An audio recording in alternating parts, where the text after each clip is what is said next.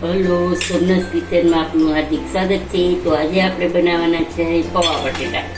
તો અહીંયા મેં 2 મીડિયમ સાઇઝના 3 બટેટા લીધા છે અને 3 પ્યાઝ લીધી છે, આદુ, મરચાં અને લીમડો છે મીઠો. તો આપણે તેલ રાખ્યું, 3 ચમચા જેટલું તેલ નાખ્યું છે.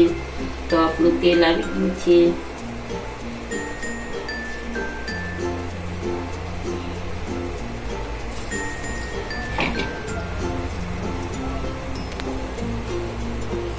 જરાક વાર છે તેલને.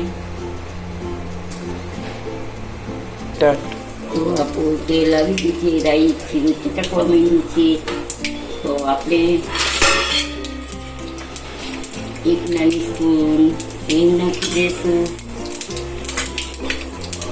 ડુંગળી નાખી દઈશું, સાથે કઢી પત્તા નાખી દઈશું. પછી નાખી દઈશું આદુ, મરચાં. આમાં તમે બી નાખવા હોય ને શેંગદાણા, તો શેંગદાણા પણ નાખી શકો, પણ અમારા ઘરમાં શેંગદાણા નથી ભાવતા, જવાતા નથી, એટલે શેંગદાણા નથી ખાતા. હવે નાખી દઈશું આપણે બટેટું.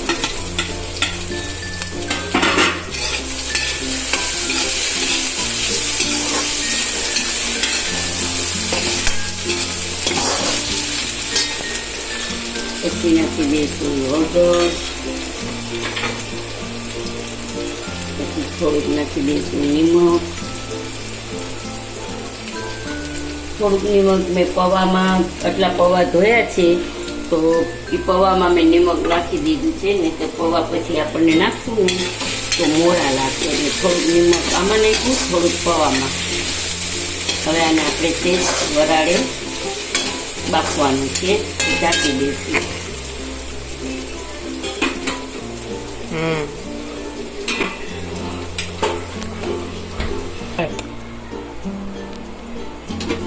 ચાલો ગાઈઝ, આપણે જોઈ લઈએ કે પૌવા બટેટા આપણા ચડી ગયા છે.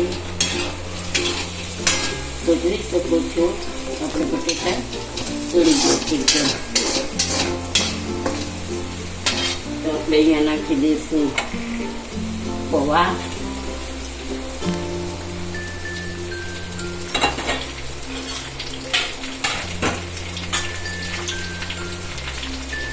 નાખશું લાલ મરચું.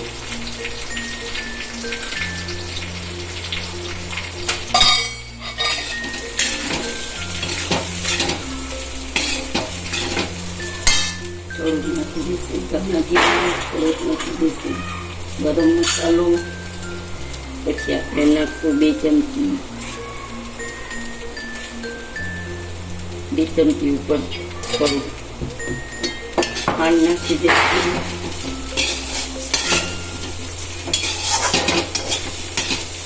બાળકો માટે બનાવવા હોય તો તમે લાલ મરચું પાવડરને સ્ક્રેપ કરી શકો છો. અમારે તો મોટાને બધાને ખાવાના છે, તો થોડુંક ચટપટું હોય તો મજા આવે, એટલે અમે તીખા બનાવ્યા છે. હવે નાખી દઈશું આપણે 1 લીંબુનો રસ.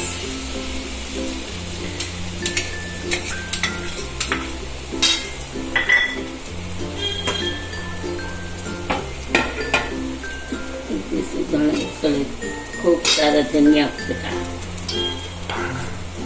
ધાણા પાકી નાખી દઈશું આપણે.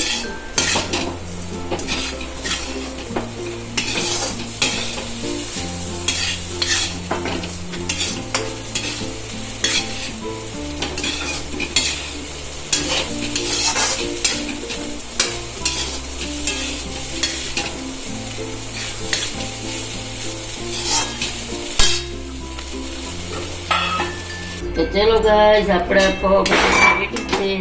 તો આપણે સર્વ બોલમાં કાઢી લઈશું સર્વ કરવા માટે.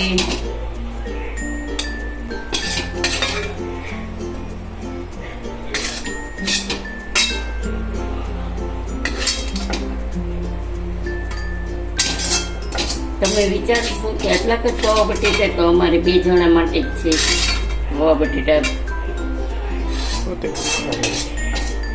પોતાને નથી ભાવતા, રોહનભાઈ કહે છે જો સાંભળી લેજો હો બધાય. પોતાને નથી ભાવતા તો ચલો ગાઈસ, આપણા પૌવા બટેટાની રેસીપી પૂરી થઈ ગઈ છે. તો આપણે ગાર્નિશ કરશું ઉપરથી ખૂબ સારા ધાનિયા ભાજી નાખી દઈશું. ધાણા ભાજી ઉપરથી નાખશું આપણે અનારદાના.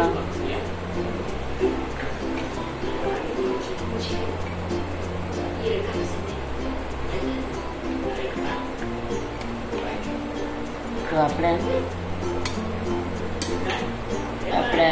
પૌવા બટેટા રેડી છે. તો જોઈ શકો છો ગાઈસ, આપણા પૌવા બટેટા રેડી છે. ગાઈસ, આપણા પૌવા બટેટાની રેસીપી તૈયાર છે. તો કેવા લાગ્યા તો પૌવા બટેટા તમને મને જણાવજો કમેન્ટમાં, અને કમેન્ટ કરજો, શેર કરજો અને બેલ બટન પ્રેસ કરજો. તો આજની રેસીપી કેવી લાગી તે તમે કમેન્ટ કરીને જરૂરથી જણાવજો. Thank you. જય શ્રી કૃષ્ણ.